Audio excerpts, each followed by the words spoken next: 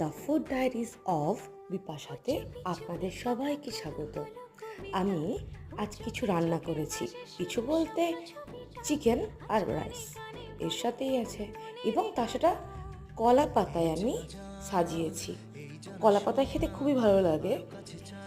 Chicken কষা আছে, আমার না মাংস ভাজা খেতে খুব ভালো, তো মাংস ভাজা আছে, চিকেন কষা আছে, আর মাংসের হালকা একটু ঝোল আছে। আমি আর আমার বাবা খাচ্ছিলাম, আমাদের খেতে এটা দারুণ লেগেছে, দারুণ। তো কলা পাতার সঙ্গে একটা আলাদা, যখন খাওয়া হয় না, একটা আলাদা একটা সেন্ট আসে, তো এটাই আর কি, টেস্টটা তো অপূর্ব এসেছিল, মানে খুব খুব খুব ভালো লেগেছে। আর তোমাদের কেমন লেগেছে আমাদেরকে জানিও। আর